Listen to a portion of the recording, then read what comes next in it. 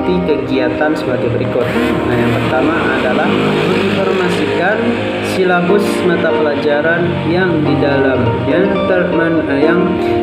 dalamnya memuat rancangan dan kriteria penilaian pada awal semester, yang mana ketika awal semester itu kita itu akan seorang guru itu menjelaskan tentang silabus atau tentang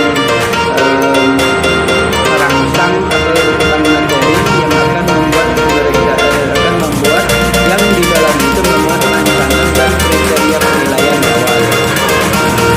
Misalnya siswa harus begini atau siswa harus melakukan sesuatu agar penilaiannya bisa maksimal.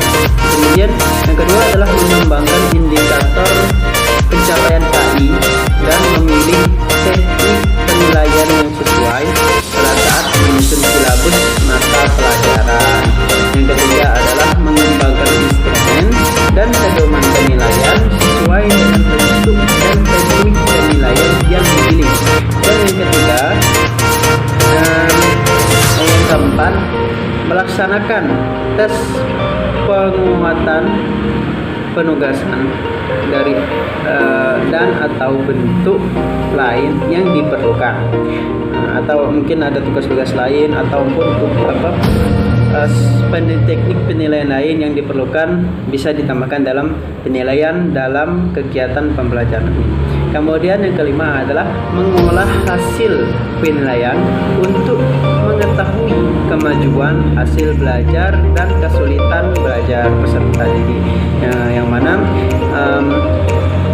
sebuah tes atau sebuah ujian atau sebuah penilaian ini dijadikan sebagai acuan, yang mana acuan tersebut untuk melihat sebatas mana kemampuan peserta didik dan di mana saja kemampuan peserta didik secara individu. Kemudian yang keenam, mengembalikan hasil pemeriksaan pekerjaan peserta didik disertai balikan atau komentar yang mendidik disertai dengan komentar yang mendidik. Maksudnya gimana? Ini ada atau bisa dikatakan sebagai saran untuk peserta didik bagaimana dirinya itu bisa lebih berkembang kembali. Kemudian adalah memanfaatkan hasil penilaian untuk perbaikan pembelajaran, yang mana ya kita tahu evaluasi fungsinya salah satunya adalah untuk sebagai penguatan atau sebagai pembaruan untuk sesuatu yang belum sempurna di masa yang kemarin, kemudian akan disempurnakan untuk masa yang mendatang. Kemudian yang kedelapan adalah melaporkan hasil penilaian mata pelajaran pada setiap akhir semester kepada pimpinan satuan pendidikan dalam bentuk satu nilai prestasi belajar peserta didik disertai deskripsi singkat sebagai cerminan kompetensi utuh. Baik, selanjutnya adalah prosedur evaluasi pelaksanaan pembelajaran PAI di kelas. Nah, prosedur dalam pengadaan evaluasi dapat dibagi atas beberapa langkah pokok yang terdiri dari berbagai perencanaan sebagai berikut. Yang pertama, tujuan dari evaluasi, merumuskan tujuan evaluasi yang hendak dilaksanakan dalam suatu proses pelaksanaan program pembelajaran di kelas.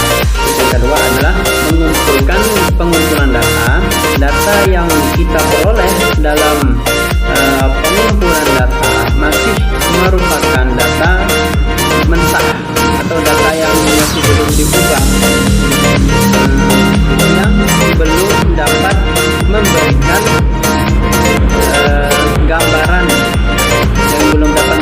gambaran jelas kepada kita. Agar kita mendapatkan gambaran yang jelas, maka kode atau skor yang diperoleh harus dianalisa lebih lanjut. Kemudian yang ketiga adalah analisa data. Teknik pengolahan data biasanya diklasifikasikan menjadi dua macam, yaitu pengolahan secara statistik atau statistik analisis, dan pengolahan bukan secara statistik atau non statistik analisis. Dan yang terakhir adalah penafsiran data, merupakan suatu pernyataan atau statement tentang hasil pengolahan data, interpretasi terhadap suatu hasil evaluasi didasarkan atas kriteria tertentu yang disebut norma. Nah, norma ini dapat ditetapkan atau disiapkan terlebih dahulu secara rasional sebelum evaluasi dilaksanakan, tetapi dapat pula dibuat berdasarkan hasil-hasil yang diperoleh dalam pelaksanaan evaluasi. Kemudian adalah jenis evaluasi dalam pendidikan. Nah, jenis evaluasi dalam pendidikan, penilaian atau pendidikan atau evaluasi berhubungan dengan setiap bagian dari proses pendidikan, bukan hanya keberhasilan belajar saja, tetapi mencakup semua proses belajar mengajar. Nah, kegiatan penilaian tidak hanya terbatas pada karakteristik peserta didik saja, tetapi juga mencakup karakteristik metode mengajar, kurikulum, fasilitas, dan administrasi sekolah, dan lain-lain. Selanjutnya adalah teknik penilaian berbasis kelas.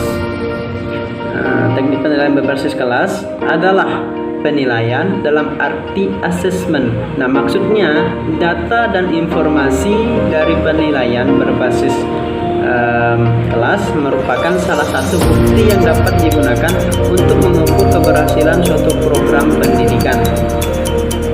Nah, secara spesifik, penilaian berbasis kelas dapat diartikan sebagai suatu proses pengumpulan pelaporan dan penggunaan data dan informasi tentang hasil belajar peserta didik untuk menetapkan tingkat pencapaian dan penguasaan peserta didik terhadap tujuan pendidikan yang telah ditetapkan. Nah, tujuan yang dimaksud adalah standar kompetensi dasar dan indikator pencapaian belajar yang terdapat dalam kurikulum. Jadi, teknik penilaian berbasis kelas ini itu adalah dengan cara melakukannya secara spesifik. Nah, spesifik itu bagaimana? Nah, dapat diartikan juga sebagai suatu proses pengumpulan laporan penggunaan data dari dan informasi tentang hasil belajar peserta didik. Kemudian, adapun unsur-unsur yang dapat diterapkan dalam penilaian berbasis kelas, yaitu yang pertama kognitif atau pengetahuan, yaitu tes tertulis, tes tertulis, tes lisan, penugasan atau portofolio. Yang kedua adalah afektif atau sikap, yaitu observasi. Observasi penunjangnya bisa penilaian diri dan penilaian antar peserta didik. Yang ketiga adalah psikomotorik atau keterampilannya, yaitu berupa kinerja, proyek atau portofolio. Kemudian selanjutnya adalah penilaian berbasis penelitian tindakan kelas.